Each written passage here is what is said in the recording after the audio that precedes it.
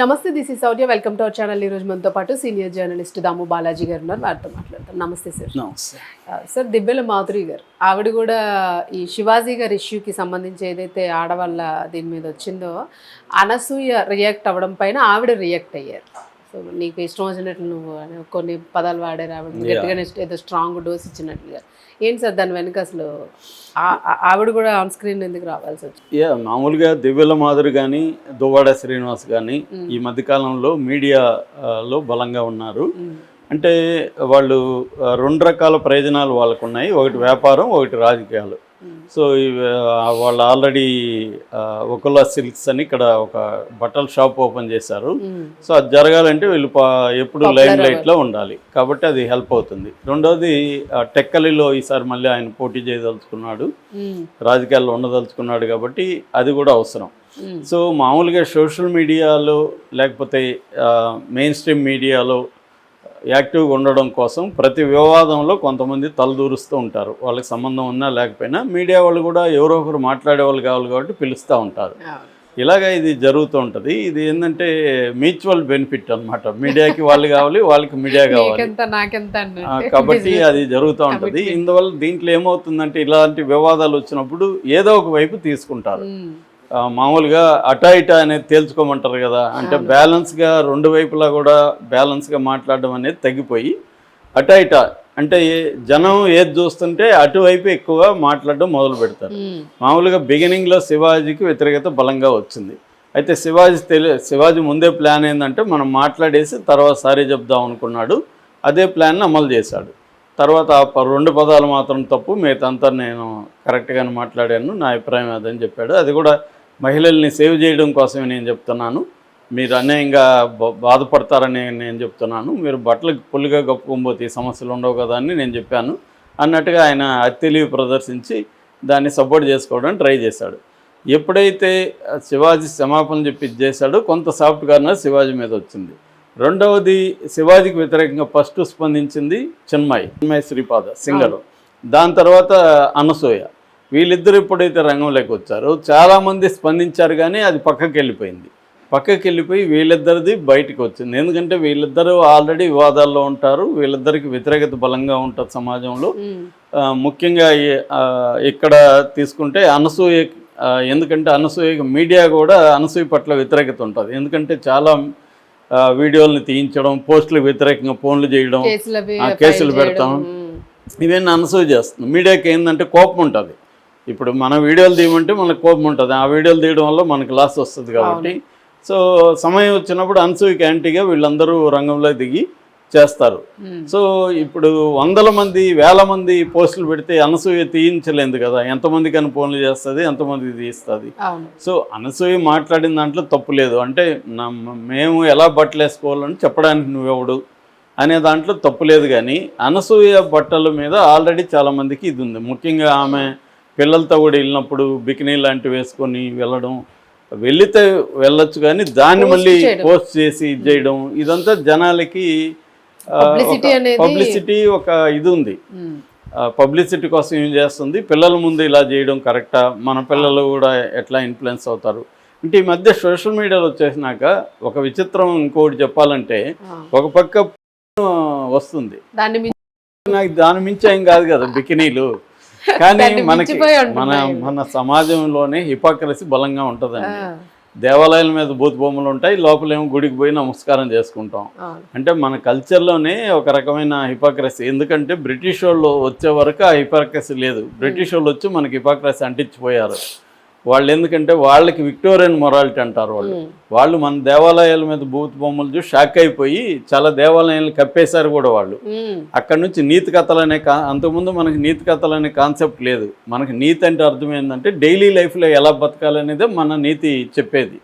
ఇప్పుడు మనకున్న నీతి శతకం కానీ లేకపోతే దాని ఏమంటారు జంతువులకు సంబంధించిన కథలు, పంచతంత్ర కథలు, జాతక కథలు, ఇవన్నీ కూడా ఏం చెప్తాయంటే డైలీ లైఫ్లో ఎలా బతకాలి అనేది అవి నేర్పిస్తాయి. అంటే స్నేహాలు ఉండడం ముఖ్యం. పంచతంత్ర అంతా చూసినా కూడా డైలీ లైఫ్లో మనకి ఎటువంటి స్కిల్ సెట్ ఉండాలి, ఎటువంటి యాటిట్యూడ్ ఉండాలి, ఎటువంటి కమ్యూనిటీ సర్కిల్స్ ఉండాలి, ఇవి నేర్పించే కథలు. బ్రిటిష్ వాళ్ళు వాటిని వాళ్ళకి మొరాలిటీ అంటే వాళ్ళకి వేరు, మన మొరాలిటీ వేరు. వాళ్ళ మొరాలిటీని ఇక్కడ వచ్చి రుద్దిపోయారు. మనకి 2000 సంవత్సరాలకు ముందే కామసూత్ర ఉంది.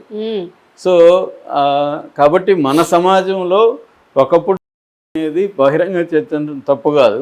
వీళ్ళు వచ్చి మనకు అవన్నీ తప్పురా, మీరు చేసేవన్నీ తప్పని మనకి రుద్దిపోయారు. దాంతో అదే అభిప్రాయాలను మనోళ్ళు కూడా మోస్తూ తిరుగుతున్నారు. ఇప్పుడు ఏమైపోయిందంటే పొలిటికల్గాను పర్సనల్గాను ఎవరికి ఇది ఉపయోగపడితే పబ్లిసిటీ కోసం మాట్లాడుతున్నారు. నిజంగా చాలామంది మాట్లాడే వాళ్ళ పిల్లల్ని చూస్తే పిల్లలుగా వీళ్ళు కూడా మళ్ళీ బయట దేశాలకు వెళ్ళినప్పుడు వీళ్ళు మోడర్న్ డ్రెస్సులు వేసుకొని తిరుగుతుంటారు అక్కడ. లేకపోతే ఇక్కడ కూడా వాళ్ళు చాలామంది మోడర్న్ డ్రెస్సులు వేసుకున్న ఫోటోలు బయటకు వస్తుంటాయి. కానీ వీళ్ళు ఇప్పుడు మారిపోయి పార్టీలో చేరగానే, బీజేపీలో ఇంకో దేంట్లో చేరగానే వీళ్ళు నీతులు బోధించడం మొదలు పెడతారు. నీతులు బోధించాల్సిన అవసరం వాళ్ళకి ఉంటుంది, పొలిటికల్గా కావచ్చు, ఇంకొక రకంగా కావచ్చు. శివాజీది కూడా అంతే. శివాజీ ఎందుకు మాట్లాడాడు? ఆ సినిమా ప్రమోషన్కి ఉపయోగపడుతుంది. ఎందుకంటే ఆ రోజు 8 సినిమాలు రిలీజ్ అవుతున్నాయి, మన సినిమా కనబడాలంటే ఏదో ఒక వివాదం చేయాలి అనే యాంగిల్లో అతను మాట్లాడాడు. లేకపోతే నిధి అగర్వాల్ది ఎప్పుడో జరిగింది, అప్పుడు మాట్లాడలేదు అతను. కాబట్టి ఆ కాంటెక్స్ట్ లేదు కలిపి ఒక పులిహోర వండాడు. అదేమి సినిమాకి హెల్ప్ ఆ సినిమా బాగుంటే చూస్తారు, లేకపోతే తెలియదు. కానీ అతనికి కొంత పాపులారిటీ వచ్చింది, నోటోరిటీ అంటారు, వ్యతిరేకత కూడా వచ్చింది. ఓవరాల్గా బ్యాలెన్స్ చేస్తే పాపులారిటీ ఎక్కువ వచ్చింది. దీనికి రావడానికి ప్రధాన కారణం వీళ్ళిద్దరు, ఎవరు, అనసూయ, చిన్మయి. వీళ్ళు దిగేసరికి ఇప్పుడు స్త్రీలు కూడా, అనసూయ పట్ల స్త్రీలకు కూడా చాలామందికి వ్యతిరేకత ఉంది, ఇలాగే వేసుకోవచ్చా అనేది. ఎందుకంటే వాళ్ళకి ఫ్యామిలీస్ ఉన్న వాళ్ళకి ఒక టెన్షన్ ఉంటుంది. ఎవరన్నా అట్రాక్టివ్గా అమ్మాయిలు వేసుకుంటుంటే వాళ్ళ భర్తలు చూడొచ్చు, పిల్లలు చూస్తూ ఉండొచ్చు, ఇదంతా వాళ్ళకి టెన్షన్ ఉంటుంది. సో ఈ టెన్షన్లో నుంచి వాళ్ళు ఫ్యామిలీ ప్రొటెక్షన్ కోసం కావచ్చు, అదొక యాంగిల్. రెండో యాంగిల్ జలసీ ఉంటుంది. అంటే మనం కూడా అలా అవ్వాలనుకున్న వాళ్ళు అలా అయినప్పుడు వాళ్ళని చూసి వీళ్ళు తిడుతూ ఉంటారు. వీళ్ళకి ఛాన్స్ వస్తే వీళ్ళు అవుతారు. వీళ్ళకి ఇప్పుడు ఎవరన్నా వీళ్ళ ఇంట్లోనూ ఇంకొకరు సినిమా ఛాన్స్ ఇస్తూ ఉంటే ఇలాంటి డ్రెస్సులు వేసుకోవాలంటే వేసుకోరా, బోల్డ్ మంది వేసుకుంటారు, వేసుకోని వాళ్ళు కూడా ఉంటారు, లేదని నేను అంటున్నాను. కానీ ఛాన్సులు వస్తాయి, డబ్బులు ఇస్తానంటే వేసుకున్నావు. ఇప్పుడు 10 లక్షలు ఇస్తానంటే వేసుకోకపోవచ్చు, ₹1 కోటి ఇస్తానంటే వేసుకోవచ్చు. కాబట్టి ఇవన్నీ అనేక అంశాల మీద డిపెండ్ అయినాయి. కాబట్టి ఇప్పుడు మాధురి రంగంలో దిగింది. ఆమె కూడా దీని మీద కామెంట్లు చేసింది. నీ ఇష్టం వచ్చినట్టు బట్టలు వేసుకుని నాకు ఆమె బట్టలు నచ్చవు అని చెప్పింది. ఈమెకి నచ్చడం నచ్చక మీద అనసూయకి ఏం సంబంధం?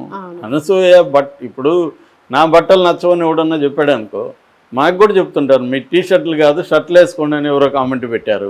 అంత మాత్రం నేను టీషర్ట్లు ఎందుకు ఆపేయాలి? కాబట్టి ఎవరిది ఫాలో కావాలి? 10 మంది 10 రకాలు చెప్తారు. కాబట్టి ఇక్కడ ఏంటంటే ఎవరికి వాళ్ళు నిర్ణయించుకోవాలి. వాళ్ళ కుటుంబం కంఫర్ట్గా ఉన్నప్పుడు, వాళ్ళ భర్త కంఫర్ట్గా ఉన్నప్పుడు, వాళ్ళ పిల్లలు కంఫర్ట్గా ఉన్నప్పుడు మనం రిస్ట్రిక్ట్ చేయడానికి లేదు. వాళ్ళకి వాళ్ళ అవసరాలు ఏవో అనుకుంటాయి, వాళ్ళకి అలాగే ఎక్స్పోజ్ చేయాల్సిన అవసరాలు వాళ్ళకు ఉండొచ్చు. ఎందుకంటే దాన్ని చూసి ఓహో ఈ అమ్మాయి బాగానే ఎక్స్పోజ్ చేస్తుంది, మనం తీసుకున్న ఈ క్యారెక్టర్ కానీ సినిమా వాళ్ళు అనుకోవచ్చు. చాలామంది అందుకని ఫోటో ఆల్బమ్స్ చేసేటప్పుడు రకరకాల ఎక్స్పోజింగ్ చేసి ఫోటోలు తీసుకొస్తారు సినిమాలో ఆఫీసులకి. ఎందుకంటే నేను ఎక్స్పోజింగ్ కూడా రెడీ సార్ అని చెప్పడానికి వాటిలో తీసుకొస్తారు. ఓహో ఈ అమ్మాయి ఎక్స్పోజింగ్లో బాగుంది, గ్లామర్ బాగుంది, మన క్యారెక్టర్ తీసుకుందామని వాళ్ళు అనుకోవచ్చు. అంటే గ్లామర్ ఇండస్ట్రీలో ఉండేవాళ్ళు ఎక్స్పోజింగ్ అనేది కంపల్సరీ. పైన మళ్ళీ ఎక్స్పోజింగ్ చూసేది ఎవరు? చొంగగార్చుకుని చూసేది ఇప్పుడు ఈ చెప్పే మగవాళ్ళే. వీళ్ళు ఏమన్నా చూడరా? ఇప్పుడు ఈ మగవాళ్ళల్లో 90% పోర్ను చూసేవాళ్ళు ఉండరా? ఖచ్చితంగా ఉంటారు వీళ్ళు. కాకపోతే వీళ్ళకి ఏంటంటే ఇవన్నీ నువ్వు రహస్యంగా చేసుకోగానే బహిరంగంగా చేయొద్దని. బహిరంగ ఎవడో ఒకరు చేయకపోతే నువ్వెలా చూస్తావు అసలు?